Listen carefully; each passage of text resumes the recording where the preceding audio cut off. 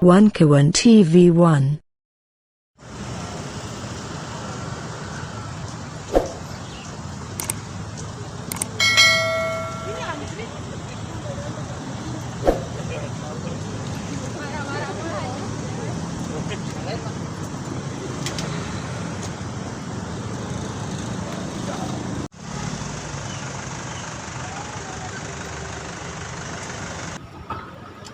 Oke, Bang bakar malu lagi. Siapa? Bang, akan selesai. Oke. Sesuai dengan kesepakatannya sudah kita buat sama-sama antara penyidik dengan saya ketika diperiksa di awal bahwa pada hari ini kami akan datang untuk menyerahkan berbagai data-data dan juga bukti yang terkait dengan pelaporan yang kami lakukan. Nah, beberapa bukti yang sebenarnya sangat cukup dan sangat kuat untuk mentersangkakan para pejabat negara Pak Luhut dan Pak Erik dalam dugaan pelanggaran tindak pidana kolusi dan nepotisme. Itu ada jurisprudensi terhadap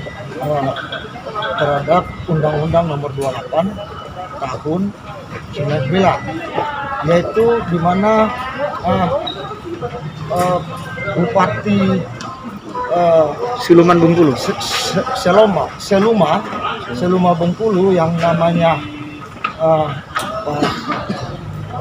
Murman Effendi itu divonis penjara dengan menggunakan Undang-Undang Nomor 28 tahun 99, yaitu terkait dengan nepotisme. Nah, di situ di dalam vonis itu Bupati Seluma itu divonis dengan pidana penjara 2 tahun dan denda 200 juta. Nah, sebenarnya dalam kasus kolusi dan nepotisme, pidana pelanggaran pidana kolusi dan nepotisme, sebenarnya penyidik hanya cukup memiliki 2 hal untuk dapat mentersangkakan para pejabat negara yang diduga melakukan pelanggaran pidana kolusi dan nepotisme. Yang pertama adalah bagaimana membuktikan mencari keterhubungan antara para penyelenggara negara dengan perusahaan yang terkait dengan bisnis proyek PCR. Itu yang pertama. Yang kedua adalah harus ada unsur yang menguntungkan. Nah, di dalam jurisprudensi vonis pengadilan terhadap Bupati Seluma di Bengkulu itu disebutkan bahwa yang dimaksud dengan menguntungkan adalah lebih besar pemasukan dibanding pengeluaran. Itu disebut unsur menguntungkan. Sementara di situ juga disebutkan dengan jelas dan tegas terlepas dari penggunaan keuntungan untuk keperluan yang lain. Artinya ketika Pak Luhut lewat juru bicaranya Pak Jody menyatakan bahwa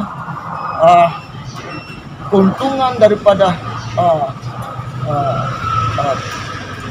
PT GSI digunakan untuk melakukan tes swab gratis kepada masyarakat yang kurang mampu. Nah, itu tidak menjadi pertimbangan di dalam di dalam kasus kolusi dan nepotisme yang maksud itu dalam jurisprudensinya.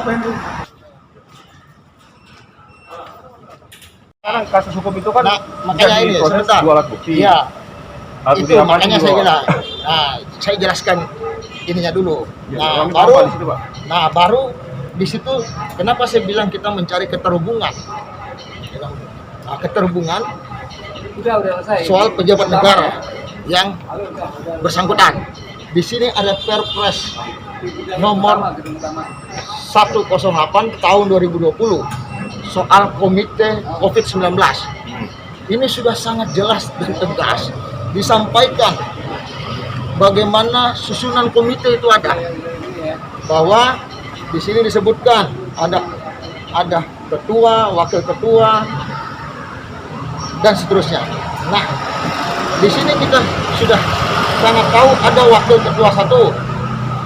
Nah, namanya Menteri Koordinator Bidang Kemaritiman Investasi.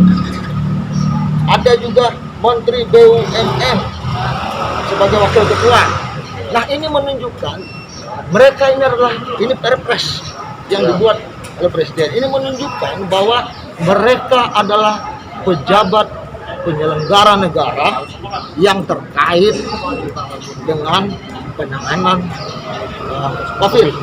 Nah, artinya bahwa segala kebijakan yang keluar terkait dengan penanganan COVID sudah jelas-jelas bahwa mereka ini paling bertanggung jawab baik dalam soal kebijakan maupun soal COVID.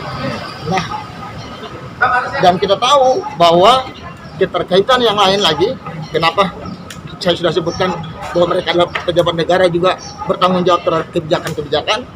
Yang kedua, saya bawa yang menunjukkan ada keterkaitan. Ada PT GSI yang menunjukkan bagaimana keterkaitan dan hubungan antara kedua pejabat negara yang kami laporkan itu terkait dengan kasus kolusi dan nepotisme. Dan akte notarisnya.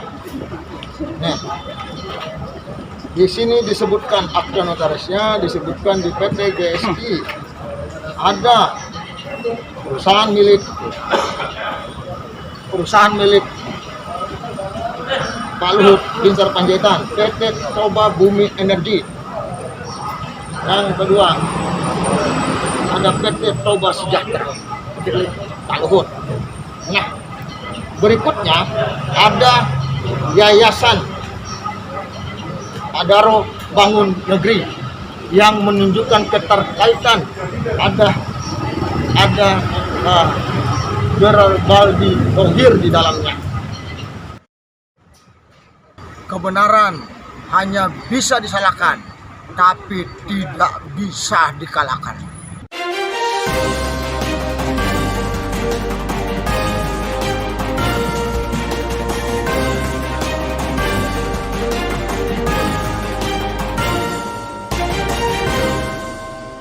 One K1 TV1